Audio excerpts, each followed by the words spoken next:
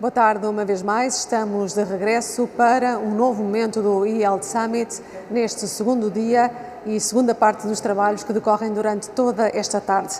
E depois de uma curta pausa, trazemos agora a este palco, a este fórum, o tema a saúde e a justiça em transição digital. Dois temas que se interligam, saúde por um lado, justiça por outro, num caminho paralelo do digital. Convido agora a subir a este palco a Secretária de Estado da Justiça, Anabela Pedroso. Seja muito bem-vinda.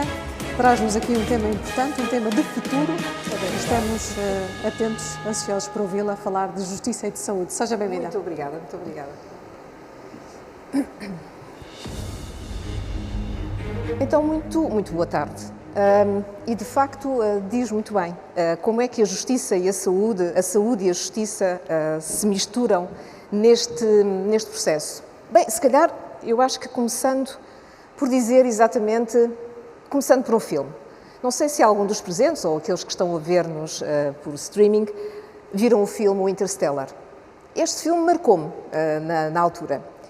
E porquê é que eu trouxe esta pequena introdução? Basicamente para dizer, na verdade, os eventos, sejam eles o que forem, são algo que são miríades de opções e de possibilidades. Por isso, muitas vezes trabalhamos em paralelo, outras vezes entrecruzamos, outras vezes nem de todo vemos a possibilidade de trabalhar juntos. Mas, em todo o caso, aquilo que é a decisão e aquilo que é o que vamos fazer pode efetivamente fazer a diferença. Mas porquê é que eu vos estou a contar esta história do Interstellar e das cordas e das linhas que se podem cruzar? Bom, é que, recordam-se de 2019? É que se recordarem de 2019, eu diria que se tivéssemos todos a possibilidade, como os astrólogos diziam, ano 2020 vai ser o tal onde vamos ter belíssimas oportunidades e o tal onde vamos ter muita sorte. Eu diria que se calhar as oportunidades tivemos, sorte já não sei tão bem. Porque, efetivamente, de repente, chegámos a 2020 e o nosso mundo, acho que ficou, efetivamente, literalmente, de cabeça para baixo.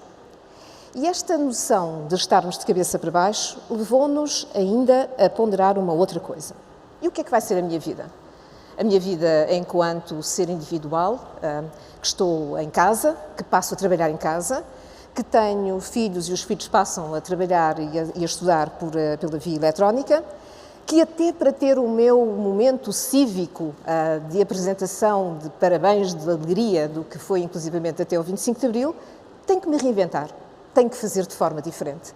E as compras online que subiram estrondosamente em Portugal, e só para dar uma ideia, nós éramos na Europa um dos países onde menos se fazia compras por esta via, e nós crescemos só nos primeiros meses de 2020, recordam-se que nós ficámos com o confinamento a partir do dia 13 de março, só por essa via já estávamos com cerca de 9% a mais de vendas pelo canal online. Muito bem. Então todos nos transformámos um bocadinho como o Sheldon, não é? E estamos todos um pouco afastados uns dos outros. E, de facto, aquilo que eu acho que é importante realçar são 3 palavras. Adaptação, a nossa capacidade de resistir e, portanto, a questão da resiliência, mas também a nossa criatividade. E eu acho que estes 3 temas e estas 3 palavras vão se juntar seguramente àquilo que eu gostava de partilhar convosco um pouco mais à frente. E também isto aconteceu que, se a nossa vida pessoal mudou, claramente o nosso ambiente de trabalho mudou totalmente. Passámos a usar, aliás, há minutos estava a falar com uma colega que dizia eu nunca fiz tanta reunião utilizando, e agora sou totalmente tecnológica, eu já uso o Teams e eu própria já usava o Webex e usava as plataformas todas que viessem para aí, porque, de facto, o nosso ambiente de trabalho mudou. E, curiosamente, aqui mudou de uma maneira que eu até acho que não vai mudar para retrocesso, em termos de retrocesso, porque o que se passou durante este período foi que nós verificámos 2 coisas que não é muito comum em Portugal, e perdoem-me usar esta expressão. Por um lado, entramos nas reuniões a horas e saímos das reuniões a horas, o que significa também uma gestão de tempo totalmente diferente daquela que nós tínhamos no passado. Acho que esta é uma boa aprendizagem e seguramente depois, no pós-Covid, vamos ter que ponderar sobre esta hipótese. Mas, mais uma vez, a nossa vida no trabalho obrigou-nos a quê? A adaptar-nos e obrigou-nos a ter uma outra visão das coisas, sermos muito mais inovadores na forma como trabalhamos. Então, se eu, do ponto de vista de Prisma, por um lado, tenho que ser mais resiliente, mais criativa, mas mais adaptativa, também no trabalho, a adaptação e a inovação passam a fazer parte do léxico de tudo o que eu tenho para fazer. E depois acontece a adaptação e a criatividade e a loucura, que também faz parte de tudo isto. E acho que houve coisas que foram extraordinariamente importantes. Pragmaticamente as empresas adaptaram-se, sejam as empresas de retalho, sejam as empresas de serviços, sejam as empresas que de repente passaram a produzir material que no passado não faziam. E acho que esse também foi um aspecto extremamente importante da adaptação e a adaptabilidade das empresas a momentos de dificuldade e de mudança clara de vida daquilo que estava previsto. E também, por que não pensar diferente? Por que não colocar uma máscara diferente? Por que não pensar os cones de silêncio, como antigamente havia com o Get Smart, mas isso só os mais antigos é que são capazes de recordar, e em que, de repente, mudamos também a própria ergonomia dos espaços. Aliás, e a propósito da ergonomia dos espaços, está neste momento a avançar um programa de modificação dos espaços de trabalho na Google e na Amazon, para falar dessas duas grandes, mas basicamente está a acontecer praticamente em todo o tecido empresarial, onde o ambiente passou a ser muito mais verde, muito mais green, muito mais virado para aquilo que deve ser o trabalho em comunidade. O trabalho, curiosamente, de aproximação, apesar de afastados. E onde aquela velha ideia que havia dos open spaces, como nós estávamos habituados a trabalhar nos grandes escritórios, vão mudar o seu próprio aspecto. Ou seja, aquilo que nos aconteceu neste último ano, e vejam, 12 meses, 14 meses, e o mundo verdadeiramente mudou. E o mundo verdadeiramente está diferente. Mas o serviço público, e é aqui que eu queria chegar, o serviço público, mesmo numa fase terrível.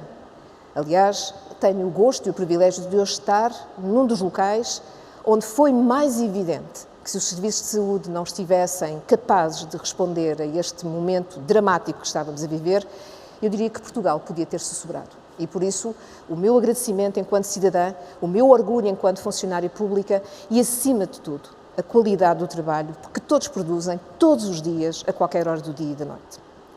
E isto aconteceu não somente na área da saúde, mas em todas as áreas de serviços essenciais, mas aconteceu também com a prestação de serviço. Estamos a falar também dos registros notariados, estamos a falar da segurança social em termos de prestação de serviços, estamos a falar das lojas de cidadão, estamos a falar de tudo aquilo que é o atendimento público.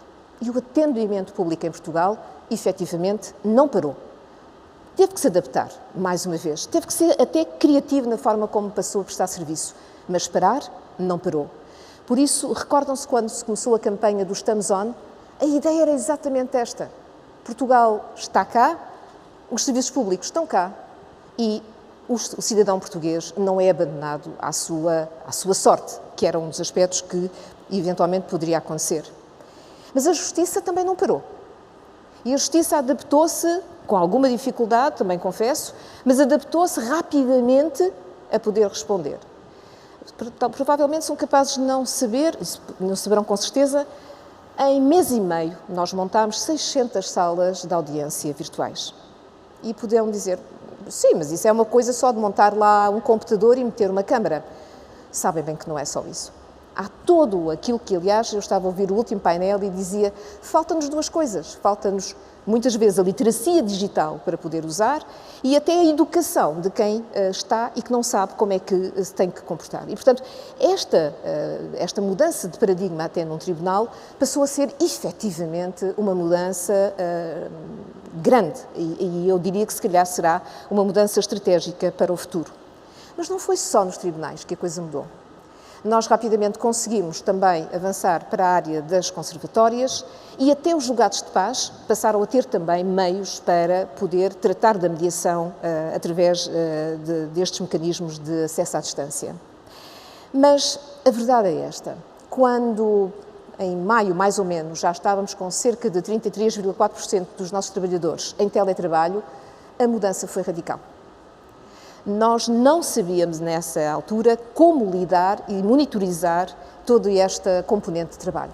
E hoje em dia é tão natural e passou a ser uma forma normal de funcionar, em que uma parte dos trabalhadores estão no atendimento ou estão no back-office e outros poderão estar exatamente a fazer essas mesmas funções atrás, ou seja, em casa e no seu espaço. E eu acho que o ponto é este. Eu acho, francamente, que a tecnologia, eu não sou, eu estou aqui um bocadinho encandeada pelas luzes, mas claramente não sou encandeada pela tecnologia. Mas o mundo digital está completamente introduzido na nossa vida. Apesar de não estar praticamente ninguém aqui, mas também convidava-os de casa, quem é que não tem um telemóvel? Eu diria, quem é que não tem 2 telemóveis, ou um smartphone, ou mais um iPad, ou, perdoem-me usar a marca, ou mais um tablet, ou mais um computador, ou mais... Hoje não há ninguém, praticamente ninguém, que não use as tecnologias. O digital está incorporado em todos nós. Sabem que uma das estatísticas que se foi apresentando a propósito de Portugal, sabem que, a propósito da literacia digital, 80% dos portugueses de todas as idades, durante este período da pandemia, usaram um meio tecnológico para comunicar. 80% dos portugueses.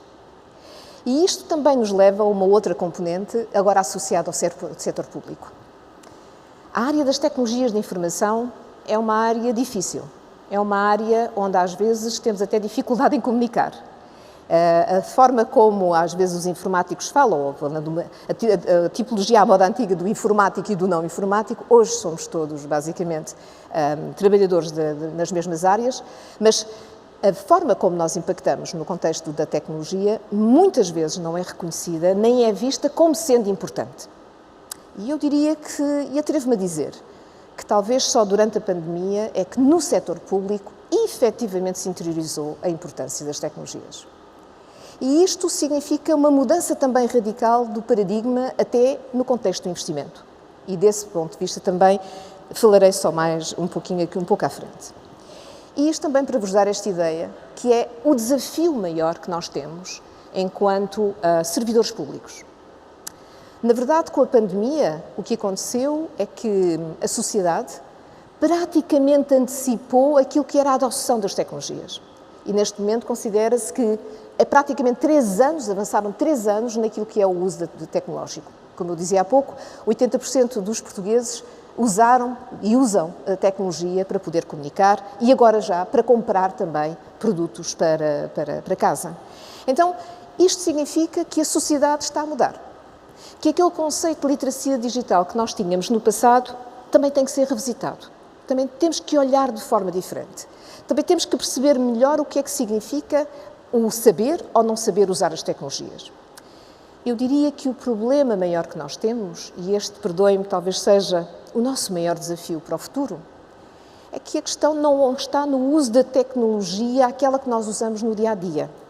Muitas vezes o problema está na forma como nós usamos os serviços digitais do Estado.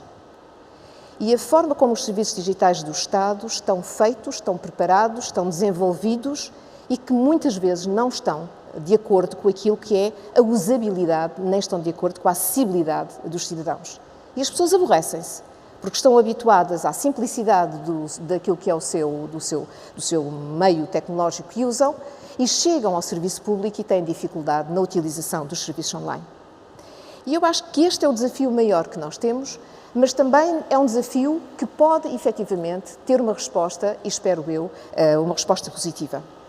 E por isso, na Justiça, quando em 2020 arrancámos com o segundo momento daquilo que era o nosso plano de Justiça Mais Próxima, estávamos a falar de 3 elementos que, aliás, são aqueles que falamos sempre. Às vezes, o meu receio é que eles passem a ser clichês. E por isso eu digo, por favor, esqueçam o clichê e vamos voltar a recuperar o significado das palavras. A primeira é a proximidade. E no caso da justiça, a justiça de proximidade é uma justiça que significa que é acessível, que está pronta para poder servir as necessidades naquilo que é o acesso à justiça. A segunda é a questão de uma justiça mais humana. E no contexto da justiça humana não é a questão de estarmos próximos no sentido da caridade ou de qualquer outro aspecto. De todo, não é nada disso. a humanidade está na prestação rápida e célere do serviço, do respeito por aquilo que nós temos que dar e, sobretudo, em acompanhar os cidadãos naquilo que necessitam. E a terceira nota que para mim é fundamental é a simplicidade e a agilidade. E a agilidade é dar o serviço público que é necessário, no caso de um tribunal em tempo útil, em tempo naquilo que é o tempo razoável para a decisão, mas outra coisa é procedimentos que estão atrás. Outra coisa é a burocracia que pode estar incluída em determinados processos, ou que está numa conservatória, ou que está num outro qualquer serviço da Justiça. Por isso, proximidade, agilidade e humanização são 3 fatores essenciais de qualquer programa. E, independentemente de estarmos numa fase de crise pandémica e onde praticamente deixámos de ter contacto direto, fosse com quem fosse, eu acho que este programa continuou a fazer sentido. E tanto foi assim que avançámos com uma primeira ideia. Bom, durante a pandemia, nós tínhamos um problema sério na área registral. Como é que íamos continuar a dar cartão de cidadão aos cidadãos? E recordam-se que a partir de maio, mais ou menos de maio do ano passado, nós começámos com novas iniciativas. E só quis recordar aqui algumas, exatamente também para notar algo que eu dizia há pouco. Os serviços públicos, quando são chamados para estar, estão. E quando são chamados a fazer, fazem. Muitas vezes temos dificuldades, muitas vezes temos, enfim, problemas vários até do ponto de vista de investimento, mas num momento como este, reparem, pode parecer uma coisa pouca, mas nós em maio, começámos mais ou menos maio, junho, começámos com o envio de cartão, o SMS, que era a tal história de dizer, se disser sim, se tem mais de 25 anos, não precisa de se deslocar a um qualquer local. E tivemos uma adesão extraordinária à questão dos SMS. Havia a dificuldade, às vezes, quando a pessoa respondia, enganar-se naquele códigozinho, enfim, mas era o que nós conseguimos fazer para tirar as pessoas, digamos assim, da necessidade de ter que se deslocar a um serviço público. Para além, naturalmente, do Governo ter tomado a decisão de prorrogar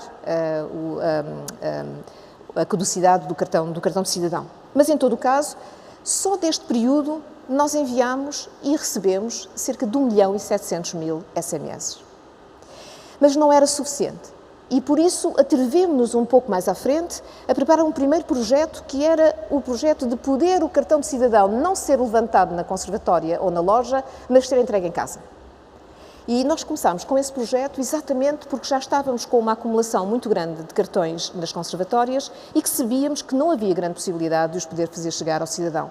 E é aqui que surge aquele projeto que surgiu que avançámos em setembro do ano 2020, exatamente com o CTT, vamos entregar o cartão em casa. E esta ligação entre o setor público, o setor privado, o setor empresarial do Estado, como é o caso da imprensa nacional, a forma como todos trabalharam em conjunto, permitiu-nos ganhar confiança e, naquela mesma altura, decidir, se calhar, ainda podíamos fazer uma outra coisa melhor, que era, o cidadão não tem que pedir nada.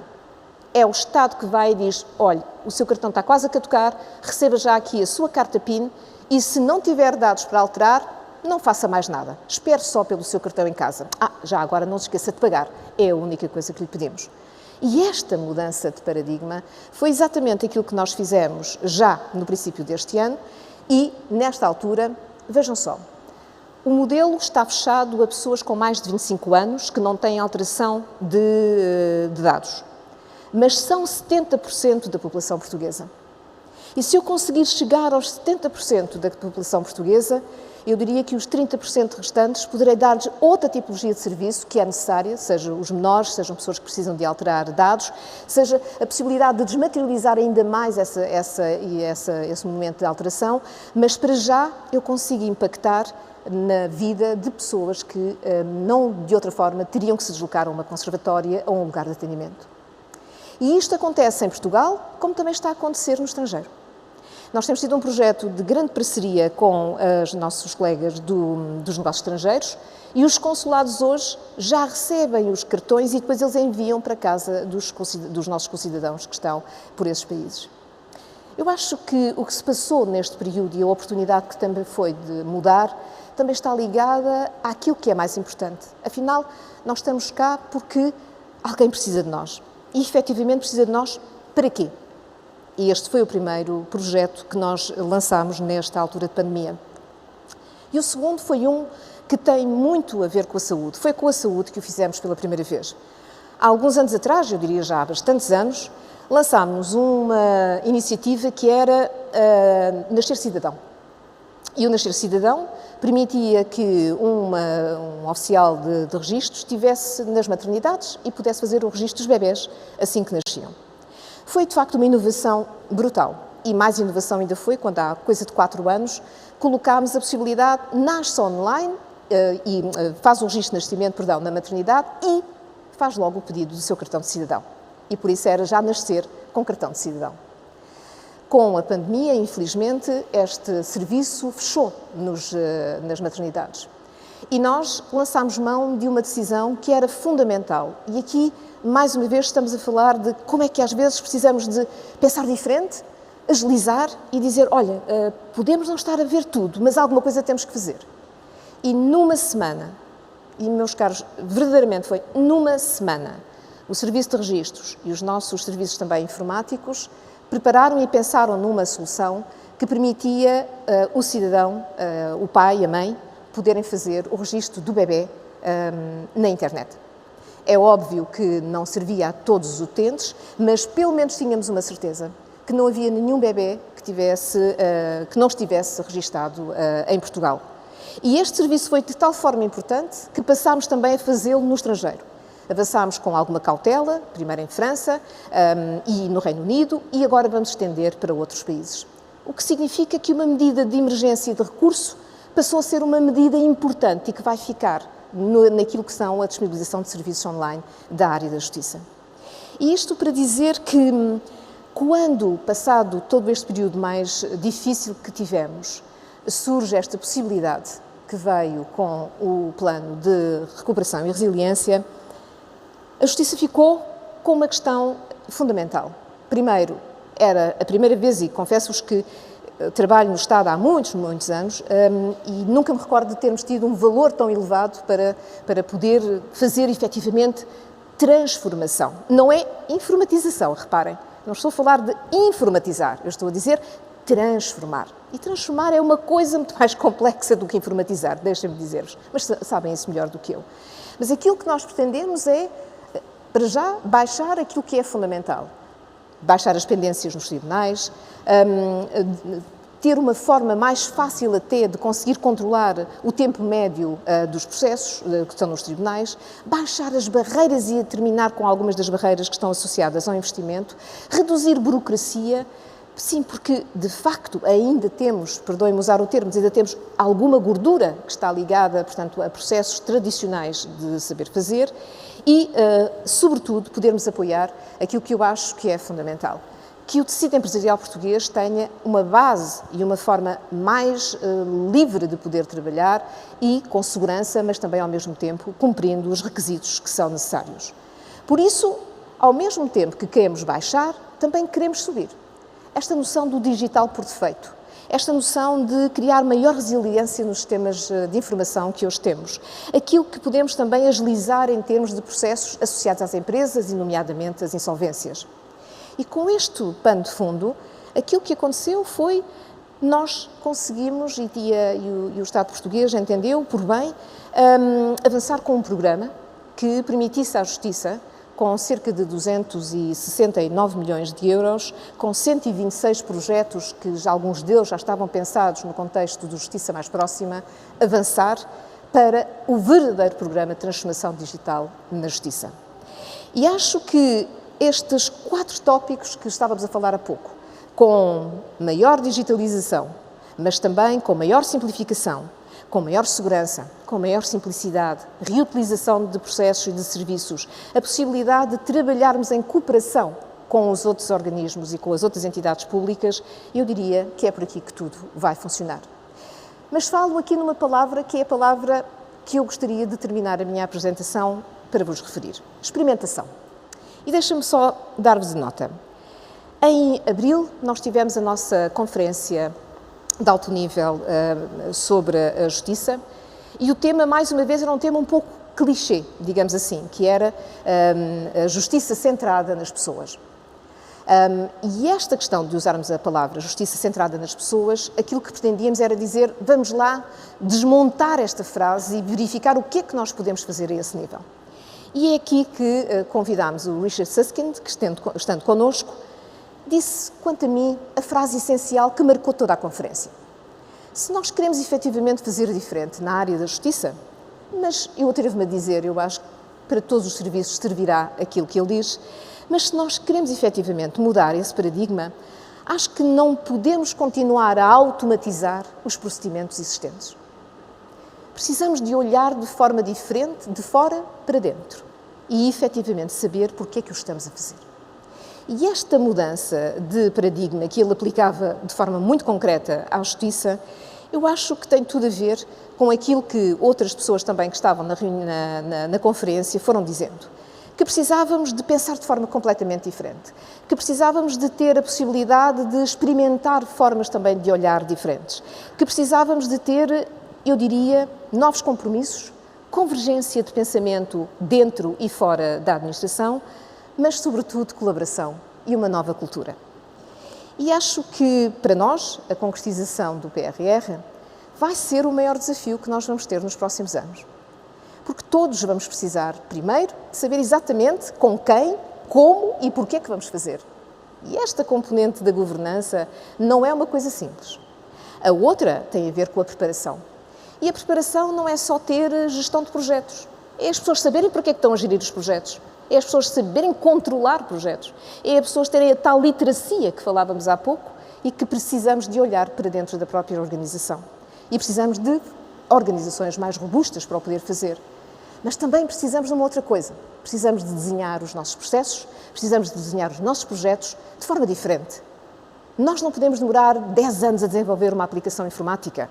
Nem 10, nem 5, nem 2. Nós precisamos de desenvolver rapidamente projetos que tenham efetivamente impacto na vida das pessoas e das empresas. E é por isso que as metodologias ágeis são aquelas onde nós temos trabalhado na justiça. Não tem sido fácil, é uma cultura completamente diferente, mas deixem-me dizer-vos, se testar em pequeno, como já fizemos em vários projetos, e se a coisa correr bem, avançamos. Se correr mal, olha, pronto, não se gastou, pelo menos tentamos. Se conseguirmos juntar todas as pessoas, internas e externas, se conseguirmos ter os utilizadores finais a dizer-nos o que é que pensam, e se por último soubermos dizer, mas isto tudo que nós vamos fazer, quanto é que nos vai custar? Eu diria que temos a fórmula correta para poder avançar. E só queria partilhar convosco uma ideia que é, nós criámos há uns 3 anos atrás um espaço físico no campus de justiça onde as pessoas se encontram para pensar diferente. Eu, para mim, acredito que se eu estou num ambiente onde tem abertura, eu consigo pensar melhor. É um bocadinho como a história da máscara. Eu, quando tenho máscara, não consigo pensar. E, portanto, o facto de eu estar em ambiente em que tudo é propício à partilha, tudo é propício a dizer tolices, se assim for o caso, mas tudo é propício para reinventar, então isso faz todo sentido. E aqui na Justiça aconteceu esta coisa maravilhosa. Nós criámos o Hub e toda a gente começou a ir para lá e as próprias organizações, por si, criaram os seus momentos de inovação, os seus espaços de inovação dentro das próprias casas. E só quis partilhar convosco 2 últimos que surgiram, o da PJ e o do INPI, que, lindos aliás, e que têm aquele aspecto que para mim é fundamental. A semente ficou, a semente cresceu e desenvolveu-se por eles próprios. E não foi ninguém que lhes disse, olha, façam assim ou façam de outro jeito. E esta sim é que é a tal questão que eu dizia da transformação. E deixa-me só partilhar convosco o último exemplo, que é o balcão único do prédio. Não sei se já ouviram falar deste projeto, foi um projeto que fizemos um piloto há uns anos, em 2017, quando tivemos aqueles incêndios catastróficos em Portugal, e o Governo e depois a Assembleia da República entenderam que, afinal, o que tinha sido feito faria sentido para podermos agora expandir para o país. Reparem, fizemos um piloto e agora estamos a fazer a expansão. E como é que esta expansão está a ser feita? A primeira coisa, e é aqui a tal metodologia que eu dizia há pouco, que estamos a aplicar, a primeira é preparar as coisas, é preparar o terreno. E aquilo que se fez e o que se está a fazer é perguntar às pessoas que fizeram parte desse mesmo programa inicial o que é que tinha acontecido, o que é que correu bem e o que é que correu menos bem. E esta questão o mapa de percurso é um dos aspectos fundamentais para tirar valor se os pilotos, se as nossas provas de conceito estão ou não estão corretas e para onde é que devem continuar. E depois fizemos o seguinte, estávamos em pandemia, estávamos fechados, mas os membros do Governo não tiveram problema em juntar-se, como aliás neste caso este projeto é um projeto partilhado entre a área da Justiça e a área do Ambiente e das Florestas e apareço eu e aparece também o meu colega João Paulo Catarino, que falámos com todos os presidentes de Câmara deste país, com todas as CIMs. Explicámos o que é que íamos fazer, o que é que estávamos a fazer e a unidade de missão que até tinha sido criada para poder levar isso a cabo. E depois, o próprio trabalho de campo foi feito com as pessoas. Aqui estamos a falar de uma coisa que chamamos o Service Design Jams, que é perguntar às pessoas, vocês têm alguma ideia de como é que esta coisa podia ser feita de maneira diferente? E isto também foi recolher toda esta informação que, de facto, também se precisava. E depois foi a questão da formação. E foi a questão de saber se as pessoas estavam satisfeitas com essa formação. E depois foi dizer, olha, têm aqui um repositório onde podem ir buscar perguntas, respostas, porem questões, não porem questões, sintam-se acompanhados. Estamos longe, mas estamos perto. E o BUPI, neste momento, está a fazer um trabalho absolutamente extraordinário. Estamos no terreno e até ao final deste mês, 174 municípios vão começar a fazer o mapeamento do seu território. Mas aquilo que eu acho mais importante é a partilha, é a colaboração. Justiça, saúde, justiça, segurança social, saúde, florestas com todos os outros. Reparem, a reutilização da informação que nós vamos recolher no BUPI serve a todos. Aquilo que eu souber sobre o que é o proprietário, o que é a propriedade, como é que os serviços estão montados, quais são as camadas de informação que cada um vai precisar, serve tanto à saúde como serve aos colegas também da área das florestas. Por isso, usem-na, ela está à vossa disposição. E, ao mesmo tempo, entrem nesta comunidade de desenvolvimento e de partilha. Este projeto que vos trago agora é a última novidade, digamos assim, num trabalho que temos estado a fazer com o ensino superior, com a ciência, aliás, e com a Agência Espacial Portuguesa, com o LiDAR. O LiDAR é uma tecnologia que nos permite ver em profundidade. Eu tinha visto isto uma vez, confesso, no National Geographic, e na altura eu tinha dito, bolas, se eles conseguem descobrir o raio de uma cidade maia que estava lá metida nos antípodas de uma montanha, então eu não vou conseguir saber minimamente os contornos do que é que está lá por baixo. E começámos a pensar nisto e nem de propósito, o ICNF e a DGT tinham comprado serviços de LiDAR numa parceria que estava a ser feita, inclusivamente, com a Finlândia. E digo-vos que foi absolutamente extraordinário aquilo que nós encontramos. As dificuldades que também é usar a tecnologia, mas ao mesmo tempo o que se pode fazer dela. E esta ideia do que estamos aqui a falar é só para dizer que tudo é possível fazer-se se soubermos todos uns dos outros e se estivermos capazes de partilhar uns com os outros. E a partir daí não há impossíveis que possam acontecer. E por isso, deixem-me só deixar-vos esta ideia de como é que isto tudo vai funcionar no território. Utilizar as novas tecnologias e metodologias inovadoras para adquirir mais informação sobre o território e, em simultâneo, gerar mais conhecimento para todos. LiDAR, Light Detection and Ranging, uma tecnologia inovadora e com grande potencial para o cadastro predial que permite identificar território, ultrapassando obstáculos de visualização através das fontes tradicionais. A tecnologia LiDAR vem facilitar o mapeamento dos limites e formatos das propriedades e identificação das suas características, mesmo sob densa mancha florestal, acelerando a construção de algoritmos que propõem a configuração dos terrenos. Com a LiDAR, será possível adicionar no BUPI uma nova camada de contexto 3D que permitirá auxiliar os promotores com dificuldade em interpretar as imagens aéreas das propriedades a transpor o desenho dos polígonos para a plataforma. Esta tecnologia permitirá também disponibilizar informação visual acrescida que facilitará, entre outros, os processos de resolução de conflitos de sobreposição de extremas das propriedades.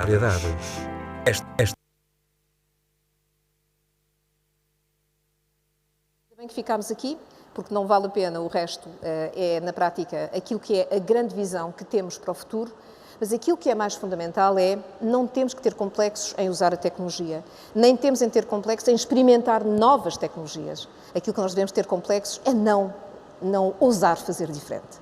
E acho que por isso eu vou terminar como comecei. Vou terminar com o Interstellar. Pois claro, desde que tenho um mundo de possibilidades, mas também tenho uma outra capacidade. Não olhemos sempre para o chão. Olhemos para cima e olhemos para aquilo que é possível fazer. E acho que, desse ponto de vista, se estivermos efetivamente coesos naquilo que deve ser a complementaridade dos nossos serviços, se conseguirmos partilhar, mesmo dentro de casa, muitas vezes é tão difícil, e nós não temos tempo, francamente, para continuar nisso. A informação, os dados, o conhecimento é para ser democratizado e é para ser partilhado.